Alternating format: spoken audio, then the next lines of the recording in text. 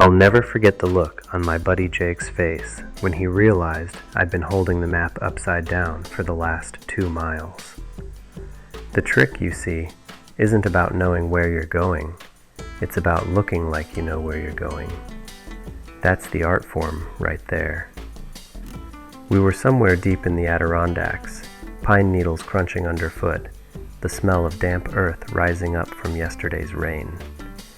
The trail was narrow, weaving between mossy boulders and leaning spruce, and I walked with that confident swagger only a man who's totally lost can manage. Jake kept glancing at me, suspicion in his eyes. "You sure this is the right way?" he asked, brushing a mosquito off his neck. His tone carried that mixture of doubt and trust, the kind you reserve for someone who once got you home safely, but also once set fire to a kettle of oatmeal. I tapped the map with my finger like I was deciphering some great secret, nodding thoughtfully, squinting at the tree line as if aligning the world itself with the lines of ink. Truth was, nothing matched, not the river bend, not the ridge, not even the little triangle that was supposed to mark a campsite.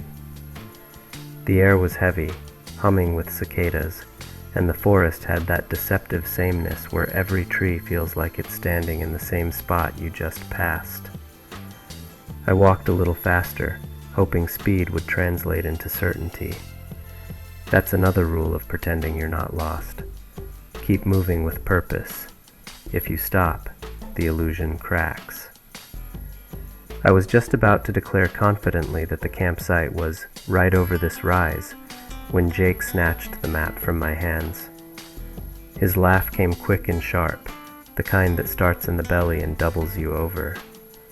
"It's upside down," he wheezed, slapping his knee.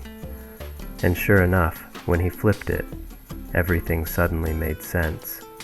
The ridgeline, the river, even the trail we'd crossed half an hour back. I tried to save face, of course, leaning on the classic excuse. I was just testing you. But deep down, I knew the truth. Out there in the woods, pride is just as fragile as a match in the wind. And sometimes, the only thing keeping you from feeling like a fool is the art lines. I noticed he slowed down more than I ever did. Every so often he'd stop and crouch low, running his finger across some faint mark on the page, then squint up at a slope or tree trunk like he was deciphering hieroglyphics. Truth be told, I felt a little smug watching him frown. We followed him through a stretch of hemlocks where the canopy blotted out the sun, and the air turned cool and damp. The ground was soft with years of fallen needles, muffling our steps until it felt like we were moving through a cathedral, all hushed and reverent. A squirrel scolded us from a branch, and Jake muttered something under his breath about landmarks being off. I knew better than to laugh outright, but I couldn't resist a little jab. "Don't tell me the map's upside down again," I said, my voice echoing softly in the stillness. He shot me a glare sharp enough to slice bark. Another half-mile on, we came to a fork in the trail. One path curved left, winding down into shadow where a small creek gurgled over smooth rocks. The other climbed upward, bright with sunlight slanting through the leaves. Jake paused, scratched his head, and began turning the map this way and that, his brows furrowed deep. I crossed my arms, leaned against a boulder, and tried not to grin too wide. The thing about the woods is, they have a way of humbling anyone who thinks they've got it all figured out. And in that moment, watching Jake spin in a slow circle with the map crinkling between his hands, I realized I wasn't the only artist in the fine craft of pretending you're not lost. By the time the sun started its slow slide westward, we were walking in loops, though neither Jake nor I would say it aloud. He'd pick the left fork, I'd argue for the right. Sometimes he won, sometimes I did, but no matter what, the trail seemed to curl back on itself like a snake swallowing its tail. The woods were playing tricks, familiar stumps appearing twice, the same crooked birch leaning over the path as if mocking us. We passed a patch of mushrooms growing in a half circle, bright orange against the dark soil. I swore I'd seen them earlier that day. Jake insisted they were different ones, A whole forest of mushrooms, he claimed. But when we stumbled upon that same patch an hour later, too loud. We're heading exactly north. I didn't have the heart to tell him that according to the shadows, we were walking west. Pride is a fragile thing, and I knew because I was clutching my own just as tight. We pressed on, step after step, our boots scuffing roots and stones. The silence between us grew heavier than our packs. Both of us wore the mask of confidence, but underneath, doubt was gnawing like a squirrel on a pine cone. It was a strange sort of duel. Who could pretend longer? Who could carry the illusion of control just a little farther? As the forest deepened into that golden hush of late afternoon, I caught Jake glancing sideways at me. I recognized the look. It was the same one I'd given him hours earlier. The unspoken question lingered between us. Are we lost? But neither of us dared to say it.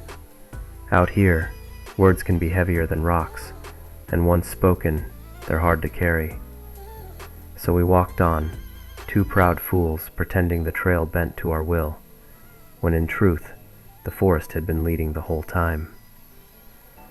There's a moment on every misadventure when the bravado wears thin, and for us, it came just as the light began to fade. Hunger as a way of humbling even the proudest man. Our packs still had food, jerky, trail mix, a couple of squashed granola bars, but without a clear destination, even chewing felt uneasy, like we were eating time instead of dinner.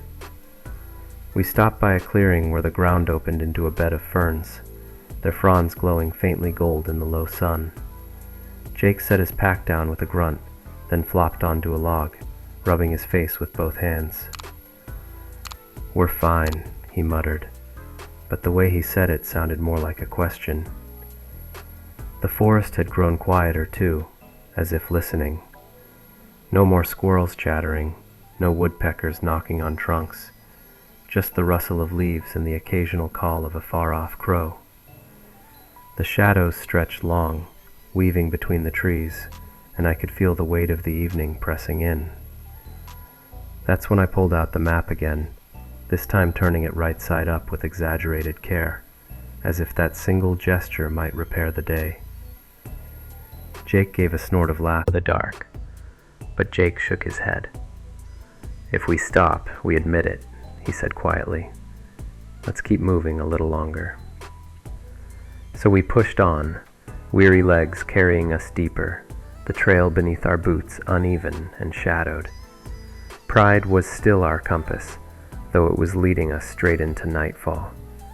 And as the first stars blinked faintly above the treetops, I began to wonder if perhaps being lost wasn't just about the forest, but about the stubbornness of two men unwilling to let go of the illusion of control. Night came on steady, and with it the truth we'd been dodging all day. Our boots scuffed through the dark until finally Jake stopped short. The last of the twilight was gone, replaced by a sky scattered with stars, sharp and brilliant through the gaps in the trees. He let out a long sigh and dropped his pack. "All right," he said, his voice low, almost swallowed by the forest. "We're lost." The admission settled over us like the cool night air. Instead of fear, though, I felt a strange relief, as if laying down a heavy load. No more pretending, no more puffed-up pride, just two men with tired legs, an upside-down map, and a long night ahead. We gathered wood, built a small fire, and sat close as the flames licked upward, painting our faces orange and gold. The forest around us seemed to breathe easier, too. Crickets chirped in chorus, an owl hooted somewhere off in the distance, and the breeze shifted through the leaves like a gentle hand. Without the weight of pretending, I found myself noticing the simple beauty we'd been too busy to see. The way sparks spiraled up toward the stars, the resin-rich smell of burning pine, the chorus of night creatures weaving a song just for us. Jake pulled out a bag of jerky, tossed me a piece, and grinned. "Guess we'll figure it out in the morning." I nodded, chewing slowly, feeling the fire's warmth sink into my bones. For the first time that day, we laughed without tension, swapping stories and letting the forest remind us that being lost isn't the worst thing in the world. Not when you've got company and a fire to keep the dark at bay. By dawn,